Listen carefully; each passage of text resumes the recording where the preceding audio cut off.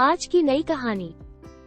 मेरे दिल का दर्द। दोस्तों, मेरा नाम प्रिया है और मैं हरियाणा में रहती हूँ। आज आप लोगों से अपने प्यार की कहानी बताने जा रही हूँ ताकि मेरे दिल का दर्द कुछ कम हो सके। मैं एक स्मार्ट, इंटेलिजेंट और हैप्पी रहने वाली लड़की हूँ। मुझे डांस का बहुत शौक था और मैंने डांस की क्लास भी ज्वाइन कर रखी थी।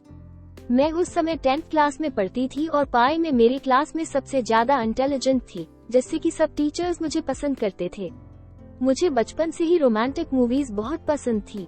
जब भी रोमांटिक मूवीज में कपल को देखती थी तो मन में ऐसा ख्याल आता था कि काश मेरा भी कोई राजकुमार होता और मैं भी उसके साथ बहुत हैप्पी रहती। परंतु एक दिन ये बात सच हो गई। हमारे ही स्कूल के 12th क्लास के एक लड़के ने मुझे प्रपोज कर दिया और मैं उसको मना नहीं कर सकी। लड़के का नाम राहुल था और वो बहुत स्मार्ट था। सच बोलूं तो उसको कोई लड़की मना कर ही नहीं सकती। बस कुछ ऐसा ही मेरे साथ हुआ कि मैं उसको मना नहीं कर सकी। राहुल और मैं फेसबुक और कॉल पर खूब सारी बातें किया करते थे। वो मुझे बहुत प्यार करता था। मेरी फ्रेंड भी राहुल को पसंद करती थी, लेकिन मुझे ये बात उस समय पता नहीं थी। मेरी फ्रेंड बस यही प्लान बनाती रहती थी कि वो कैसे मेरी और राहुल की रिलेशंस तोड़वाए। मुझे पता नहीं था कि मेरी ही फ्रेंड मेरे साथ इतना बुरा करेगी। एक दिन मेरी फ्रेंड मेरे पास आई और बोली कि उसने राहुल को किसी दूसरी लड़की के साथ देखा था, लेकिन ये सब उसकी चाल थी मेरे और राहुल के रिलेशनशिप को खत्म करने की। जब उसने मुझसे कहा कि उसने राहुल को किसी दूसरी लड़की के साथ देखा है तो मुझे बहुत दुख हुआ। मैंने उसकी बात को सच मान लिया क्योंकि वो मेरी फ्रेंड थी। मैंने तभी से सोच लिया कि अब राहुल से मेरा कोई रिलेशनशिप नहीं है और मैंने घर जाते ही राहुल को कॉल करके सब कुछ खत्म कर लिया।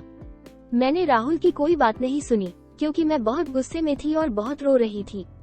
मैंने उस दिन के बाद राहुल से कभी बात नहीं की और मैंने अपना मोबाइल नो और फेसबुक आईडी दोनों ही चेंज कर ली ताकि राहुल मुझसे कहीं से भी कांटेक्ट न कर सके। राहुल तो मुझसे बात करने की बहुत कोशिश करता था क्योंकि वो गलत नहीं था। वो मुझसे बहुत प्यार करता था। मेरे 10th क्लास के एग्जाम होने के बाद मेरी फैमिली ने घर बदल लिया और मेरी फैमिली नागपुर से हरियाणा आ गई। अब तो राहुल मुझसे किसी हालत में भी कांटेक्ट नहीं कर सकता था और 3 साल बाद हम दोनों ही एक दूसरे भूल गए और अब मैं BSc सेकेंड ईयर की स्टूडेंट हूँ। 1 महीने पहले मैंने ऐसे ही राहुल की फेसबुक आईडी को खोल कर देखा। जैसे ही मैंने उसकी फेसबुक आईडी को खोला तो मैं बहुत ही उदास हो गई। मैंने देखा कि राहुल की शादी मेरी उसी धोखेबाज फ्रेंड के साथ हो गई है।